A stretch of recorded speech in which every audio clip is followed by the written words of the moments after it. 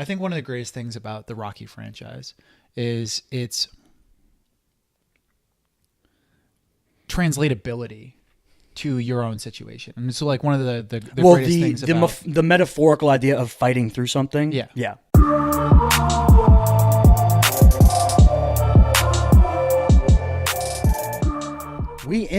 This is the Chris and Kyle Show. Spoiler episode chosen by our viewers from the poll of November. Mm-hmm. Creed 2, the big winner, defeated Ralph Breaks the Internet by a very tight margin. It was very close polling. Are you more happy about this month than you were yeah, I wanted to see this movie more than Ralph Breaks the Internet, and I'm going to see both anyway. Okay. But I definitely would have seen this if it hadn't won still. You know what I mean? You would have seen this first? Probably. I probably wouldn't have been able to just because of our time crunch for recording and everything, but I still would have tried. So, yeah, we went and saw this on Thanksgiving. Happy Thanksgiving. We kind of failed to realize when we were releasing shit. Yeah, but happy Thanksgiving. Hope everyone had a great holiday. Mm-hmm. We didn't really do anything for Thanksgiving outside of see Creed 2, but oh yeah, I'm thankful. My mom was like, "Did you have turkey?" And I was like, "I had a movie." Let's get into it. Yeah. Yeah. All right. Here's your deets for Creed 2. Directed by not the same director of Creed 1. His name is Stephen Capel Jr. and he doesn't have a lot of stuff on his resume. He had a movie called The Land. And he did a bunch of TV. I think Grownish was one that we saw. There's some other ones. Mostly a TV director. I think he was like hand chosen though by Ryan Coogler, so the trust was there. You know what I mean? Written by a slew of people, but it's kind of weird. So the credits for the writing, 2 people have a story credit and 2 people have a screenplay credit. So the story credits are Chio Hodari Coker, which, if you don't know him, he was the showrunner for Luke Cage, both seasons 1 and 2. Okay. And he wrote the Notorious movie, the Biggie movie. And the other story credit is someone named Sasha Penn, who doesn't have a lot of stuff to their name. They are a writer/producer on 50 Cent's TV show Power that airs on Starz. That was like the biggest thing I could find. And then the screenplay credits goes to that boy, Sylvester Stallone. Did you say 50 Cent's show Power? Yeah, 50 Cent is on that show and produces it. Oh, really? Yeah. I didn't know that. Yeah. A lot of people watch Power, dude. Yeah? People really I've never met someone that's seen it. Yeah, a lot of people in my work. Oh, okay. Really like it. Right, there you go. Sylvester Stallone, screenplay. 3-time Oscar nominee, Sylvester Stallone. All 3 times due to this franchise. Were all of them screenwriting? No. 2 of them are acting, 1 of them is screenwriting. Okay. He was nominated for Best Screenplay for Rocky, one. and he was nominated for Actor in a Leading Role for Rocky, and then he was nominated for Best Supporting Actor for Creed 1. Oh, for Creed 1. Okay, yeah. Yep. If you don't know Sylvester Stallone, he was the star of and writer of Rockies 1 through 6 and Creed 2. The only one he didn't write is Creed 1, which is interesting. If you don't know who Sylvester Stallone is, it's this guy. Hey. First Blood, which is the Rambo franchise. He wrote 1 through 5 of those movies. 1 through 5. 5 is coming out. They're filming it right now. And you might know him from The Expendables if you're young and don't like old stuff. Or that movie with Cobra. That movie. If you have seen none of those movies, but you somehow have also seen Cobra. Somehow. And then one last writer. Her name is Jewel Taylor.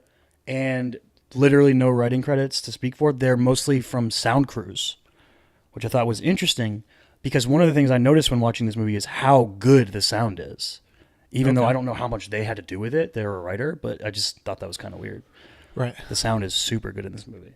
I've got your synopsis here.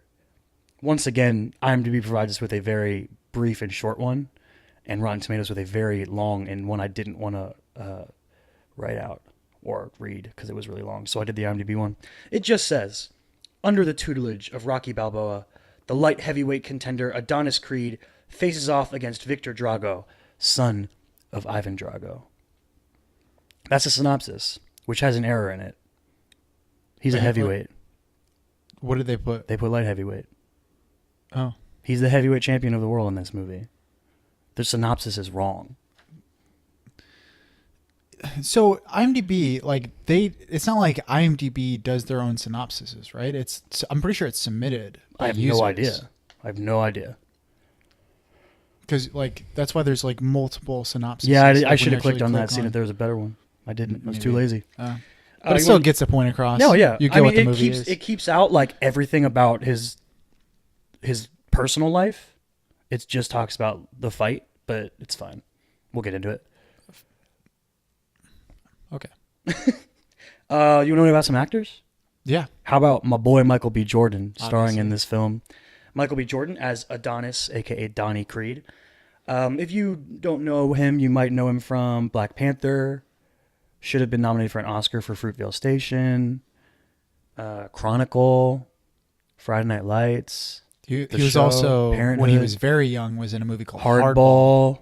Yeah, he's the shit. Dude, we should do a fucking spoiler episode. Yo, on Hardball's Hardball. good, dude. Yeah. Hardball's good. Sylvester Stallone, again, not only did he write this film, but he stars in it. I already talked about him.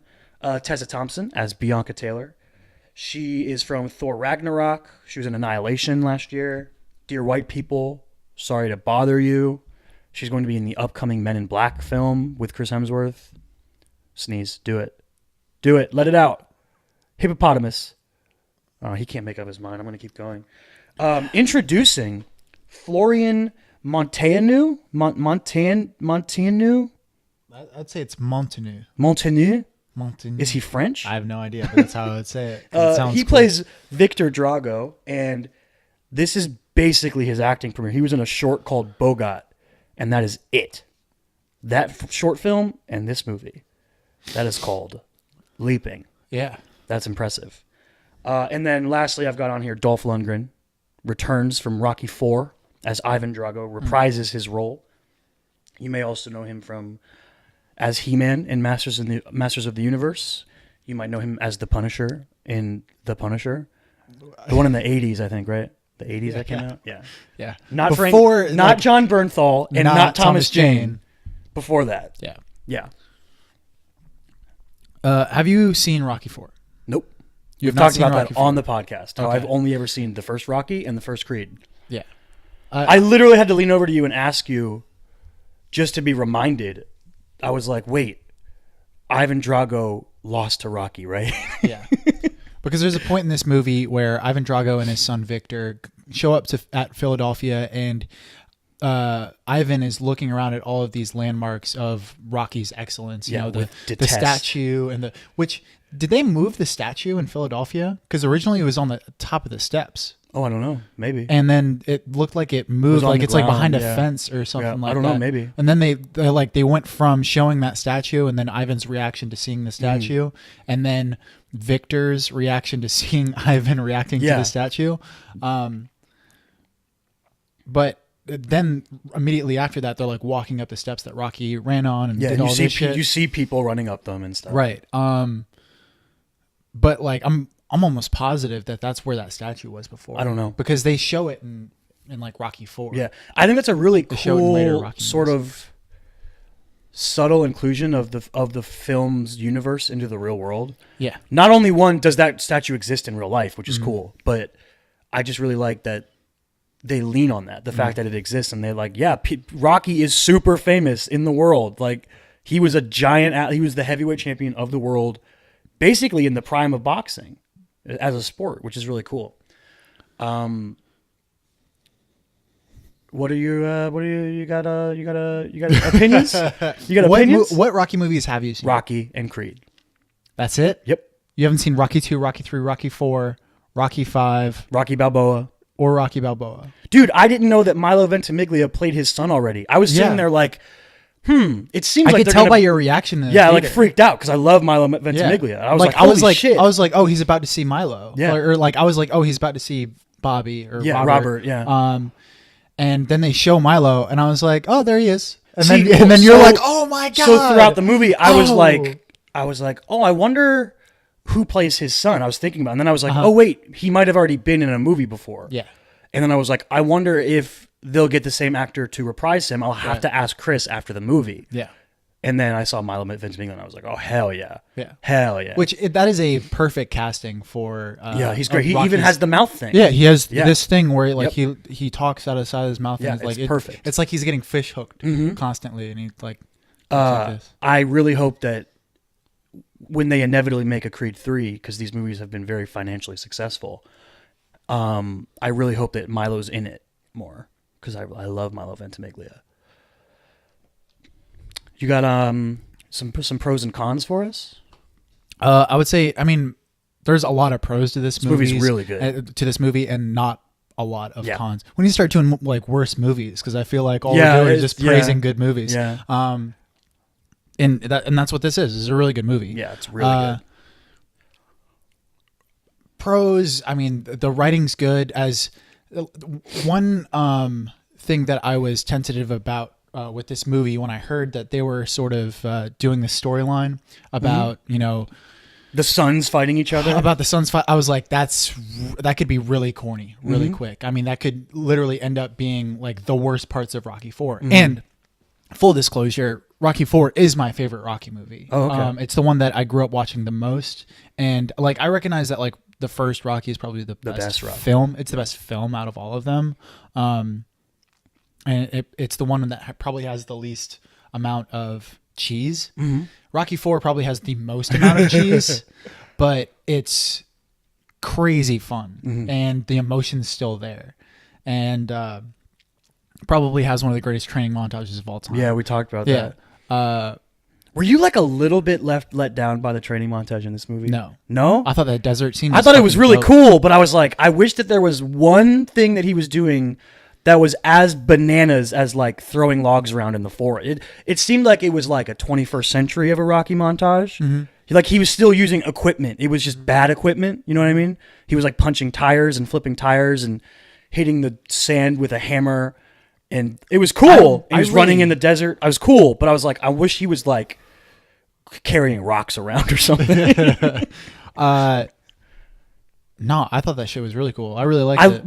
My favorite thing about the montage scene, and that whole sort of they called it like the place where fighters go to reinvent themselves, and it was all these like sketchy looking dudes that were just like training there.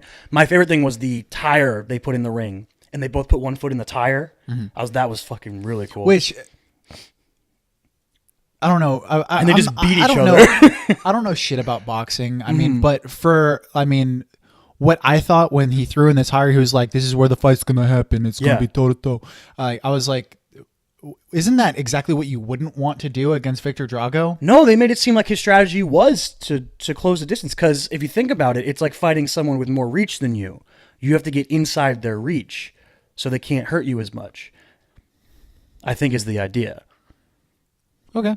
I mean, because one of the really cool things about this movie is they actually touch a little bit on like boxing strategy and stuff. They talk about Adonis's fighting style and how he uses speed over power, because he, just by the nature of Michael B. Jordan playing him, is small for a heavyweight boxer. So they kind of reference that in using the idea that he has a sort of unorthodox fighting style by using speed and movement over power, which a normal heavyweight would use, which I think is cool.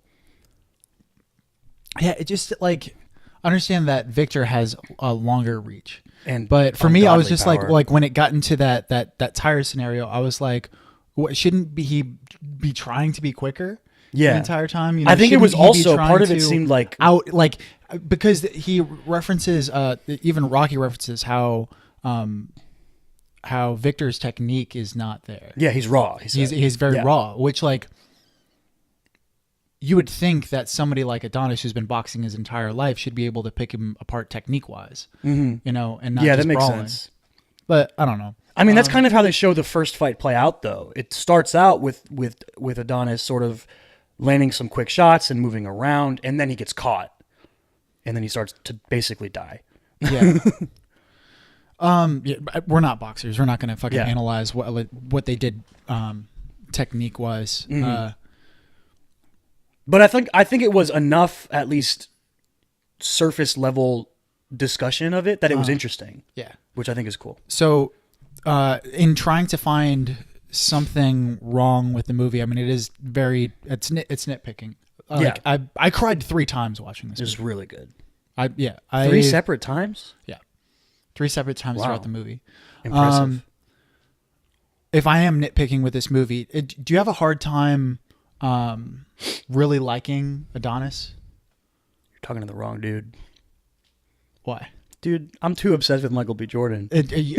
I'm too obsessed with him. But there's a difference between... No, yeah, I get that. I think that Adonis can be kind of abrasive as a character, but I don't dislike him because of it at all. I think, if anything, I think they do a good job of making him sort of flawed in a way where he is egotistical enough to believe he could be the heavyweight champion of the world. You know what I mean? Mm-hmm. You know, us being big UFC fans, almost all of the huge fighters have some level of ego to them, outside of maybe Mighty Mouse, who seems like the most chill dude ever. But even then, I think there's a level of Stipe.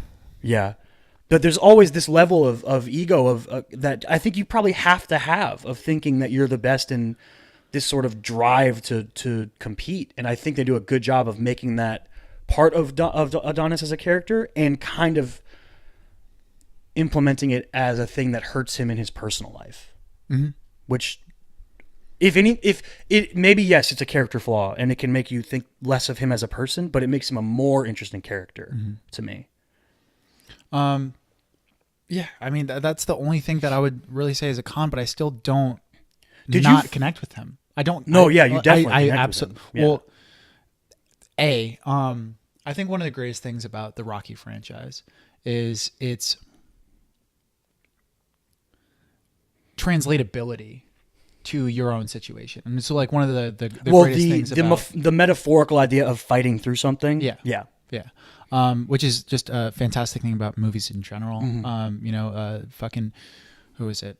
Roger Ebert that called them empathy machines. Mm-hmm. They're just incredibly good tools to understand perspective and to understand someone's journey. But the reason that it's so effective is because it usually reflects on your own journey, mm-hmm. and you can see the similarities with someone who might be completely different. I've never boxed before, mm-hmm. But I fucking went into the movies struggling with shit, and fucking that's why I cried 3 separate times, mm-hmm. is because I hear Tessa Thompson talking to Adonis's mom, mm-hmm. and in my head I hear Kate talking to my mom, mm-hmm. And my mom saying, you just have to let him work through his own shit, mm-hmm. and you have to let him be a grown man, mm-hmm. and that I feel it right now, and yeah, I think that's one of the greatest things about the Rocky franchises, and it does seem super superficial and dumb. Because you watch a Rocky movie and it makes you want to go work out. Yeah, for sure. And that's the first thing that you did. Yeah, when we got home, you went. And I got home, and I immediately I was like, I have to ride this fucking wave of motivation, mm-hmm. Because I didn't work out on Wednesday, and I've been working out every day this week. Mm-hmm. So I was like, fuck it, I'm just gonna ride it, and I went and I worked out, and I ran 10 minutes. At a 6-minute mile pace for the first time that's the first time I've ever done that in my life. Dang. So it's 10 minutes at 10 miles an hour. You should just watch Creed 2 before every time you work out. Before every time. But I mean, the only reason I feel that I could have done that though is because I was already going through shit, mm-hmm. And Creed just kind of in the dumbest way, it pulls you out of it, or at least it sort of reminds you, it gives you that motivation, that passion, and reignites that fire. I don't think it has to be dumb. I don't think. It's. I don't think there's anything wrong with that. Obviously, I don't actually think it's dumb because it happens to me. Yeah. I get the thing all the time where if I'm watching a movie or a TV show that I'm immersed in, where my emotions reflect the tone of what I'm watching, especially if it's really good. And I don't think there's anything abnormal or weird or lame about that in any way. Well, it can be super lame. it just like it can be because like fucking Eddie Murphy has a bit about it, and I think it might be in Raw, but he talks about how like every Italian after they watched Rocky wanted to get in fights with people. Yeah, like they would walk out of the movie theaters like, oh, Rocco, yeah! Like, but if you're going through shit and you are struggling, fucking with whatever in your life, it's really easy to watch a movie like Creed, Rocky, whatever. At least the good ones in the franchise. Yeah. And yeah, it just, Warrior. Yeah, Warrior is another one. Yeah, they're really good examples of people pulling through shit and the triumph of human will. Yeah. I want to talk about the chemistry between Michael B. Jordan and Tessa Thompson. I think they're so good together. They just do a really great job of portraying just what comes across as a really genuine relationship to me. I fucking love Tessa Thompson. She's amazing, dude. I love Tessa Thompson. And like, the more success she has, the better. The more stuff she's in. Like she's blown up already. Like from the time she was in like Dear White People and she wasn't really known. Since then, Thor, Annihilation, and upcoming Men in Black spin-off they're making. Like she's exploding. Obviously the Creed movies. Yeah. Yeah, she's fucking incredible. I mean, Michael B. Jordan's already done it. Fucking Tessa Thompson's already done it. You know, it's just I'm excited every time that I see them. Yeah, on screen. Did you know that Tessa Thompson is actually a musician? Oh, really? Yeah, I looked that up afterward because I thought the walkout scene of the final fight that they did was so cool. How she like sang as they walked out. That light thing was really cool. The lighting effect was amazing. Yeah. Oh, it was sick. And it was paced so good. Yeah, well, it was paced with the music. What the fuck? And you followed the light, and then it like erupted into this like it was so cool. So for those who haven't actually seen the movie, to be a little bit more inclusive to you guys, so like in the final fight when Victor Drago and Adonis Creed are fighting in Moscow in Russia, which I'm pretty sure was the setting of the original fight in Rocky IV. Yeah, they talked about it in this movie. Yeah. There's like a screen that goes all the way around the stadium, kind of like if you've been to a basketball stadium, you know, there's like that screen that shows the score and shit, but it's around the outside.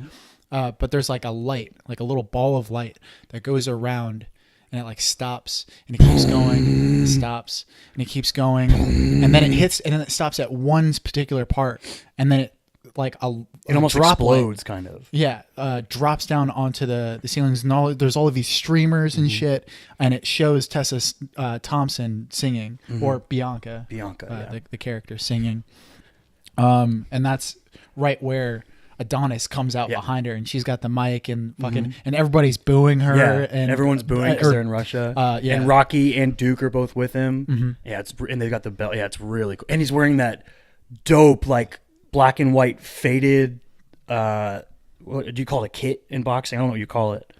They have like their robe and their shorts and stuff. In the UFC, they just call it a kit. I don't know what they call it in boxing. I didn't even know that they call it a kit. Well, it's like the Reebok kit. You know? Oh, okay. Yeah. But yeah, it looked dope. But yeah, I thought it was interesting. She apparently worked with Ludwig Göransson, who scored Creed and Creed 2. You may know Ludwig from being Childish Gambino's main producer. She worked with him. He's done a bunch of stuff. Dozens of other things. He's done a bunch of stuff. They worked together to write like original songs for her character, which I thought was really cool. So was that her voice? Yeah, apparently. Huh. I would guess. Damn, I thought they had like a ringer in there. So did I. That's pretty dope. I'm trying to think of other. So I was wondering, one thing that was kind of weird to me. Did you fully buy into the Russian reaction to Ivan Drago? I completely bought into the fact that his wife left him or whatever, and he used that as sort of motivation to get Victor to work harder. That I completely bought into. Like when he said the line, it was translated from Russian, but he said, "That's why she left us." Like that was like really hard to like. I was like, "Oh wow, that's hardcore." but I didn't completely buy into the weird like social hierarchy of the Russian people like disrespecting. I thought it was kind of weird. Now I'm not Russian, so I don't know like if that's like a real thing or not. Well, A, you're not Russian, and B, you haven't seen Rocky 4. Yeah, so that's like true. I think one difficult thing that they had to deal with this movie and it being like a semi sequel to Rocky 4 was that Rocky 4 is fucking bonkers and cheesy, and there's like all this ridiculous shit. Like literally Sylvester Stallone gives a speech at the end of his fight that like ends the Cold War. It's like ridiculous.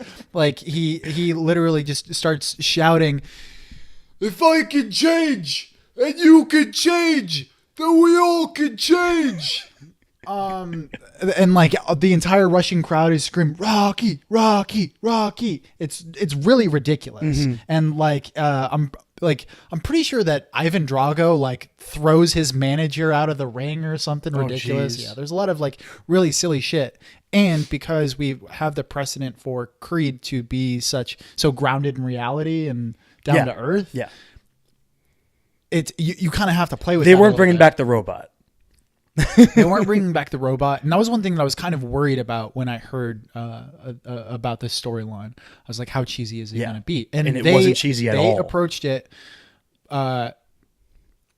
They approached a really cheesy idea in the most down to earth, really just smartest way possible. Yeah.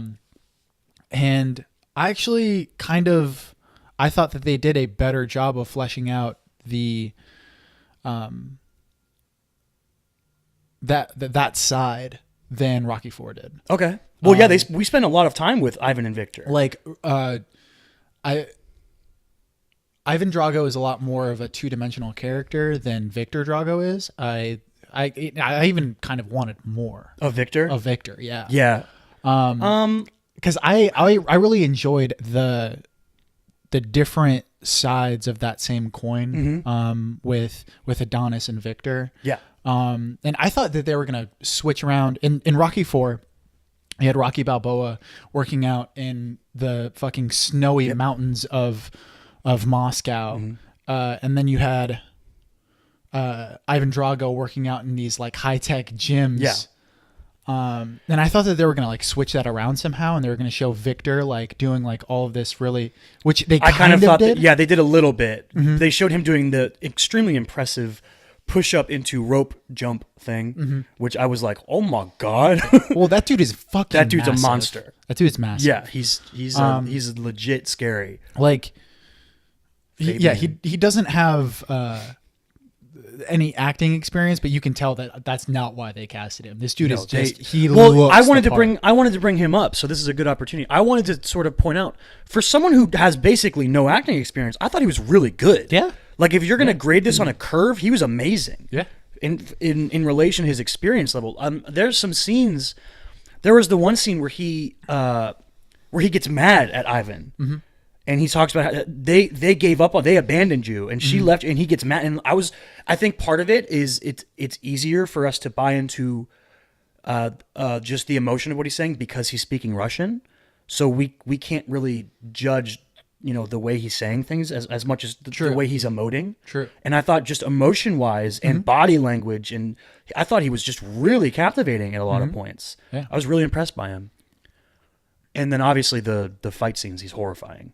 He's just a really scary dude. Like when they face off and Michael B. Jordan's like this. Yeah. You're like, what's that? How are they in the same weight class?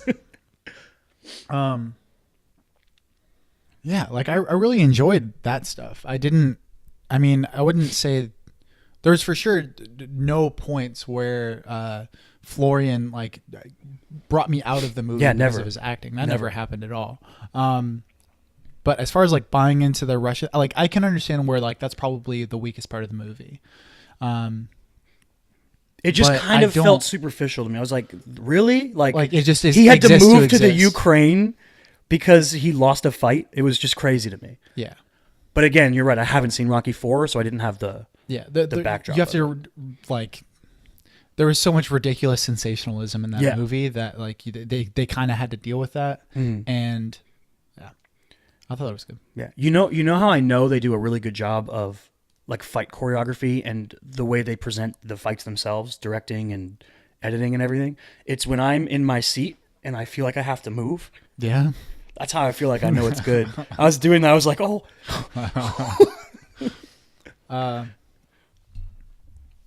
Yeah, man, I don't really have anything else to say about it. This movie is hella good.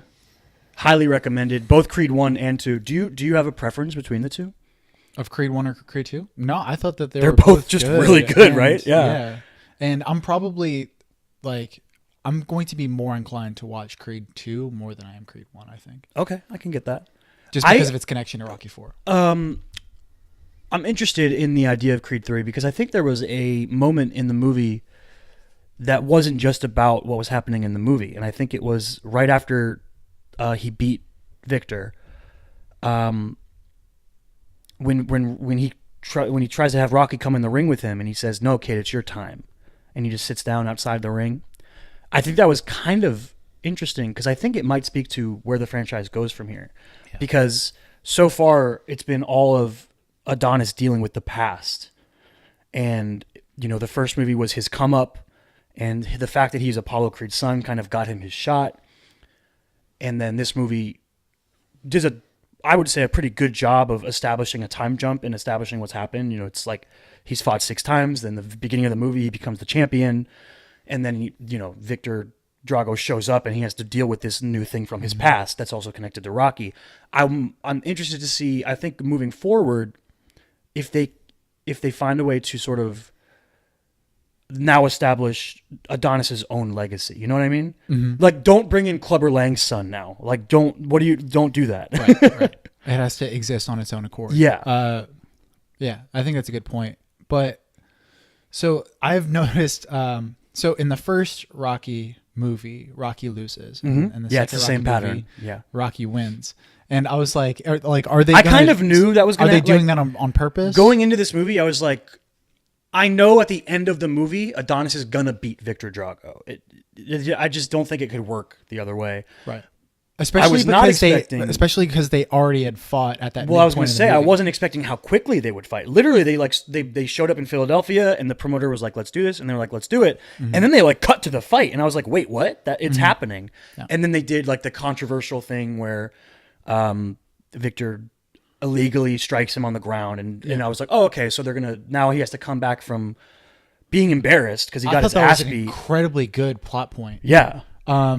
Because the Adonis that it was established in the first movie how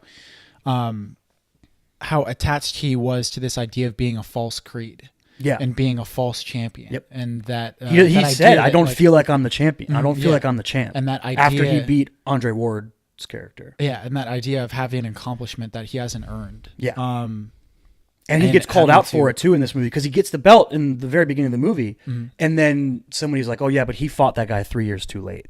Right. So he feels like I haven't fought the best of the best, so how can I claim to be the best of the best? Mm-hmm. Which kind of contradicts that sort of ego we were talking about earlier. He has this sort of two-way thing where he feels like he's not his father, so he feels like he has this thing to live up to of being the real champion and the real best in the world, and he has this feeling that he has to fight where he personally feels like he is. In terms of skill level, I'm dangerous. Oh, that kid. Oh, I'm dangerous. I love that line. Well, but that that two-pronged thing always comes from the same place, though. Mm-hmm. They both have the same handle. Yeah. That idea of trying to prove yourself and not thinking that you're good enough is the same thing as I am good enough. Yeah. I'm going to prove it to everybody. It's the opposite side of the coin. Yeah. Yeah. But yeah, this movie is really, really great. Highly recommended by both of us. Also the first one. I think that's all we've got for this. You want to check us out on the socials? Find me at Davinwell25, Twitter and Instagram. Find Chris Michael Stott at his website. And on Instagram, find the show, The Chris and Kyle Show, on Facebook, on Instagram, on YouTube, on all podcasting platforms. Find it at tcaks pod on Twitter. No poll this week. We'll put that up at the beginning of December. We'll have to figure out what our options are going to be. There's some stuff coming out, though, that we should be able to figure it out. And look up next week. We're going to do Sleepaway Camp. You wanted to do some worse movies, right? Like Sleepaway Camp is a worse movie, but I'm so interested in how you're going to react to this movie. Yeah. To the twist specifically, or just to the All of movie it. in general? Okay. All of it. Yeah. I might hate it. Tune in and find out. We'll see. I might not. Sometimes I surprise you. Yeah, Sleepaway Camp, available on Amazon Prime if you guys want to watch that and then tune into the spoiler episode. We will see y'all next week. We out. We out. Stay weird.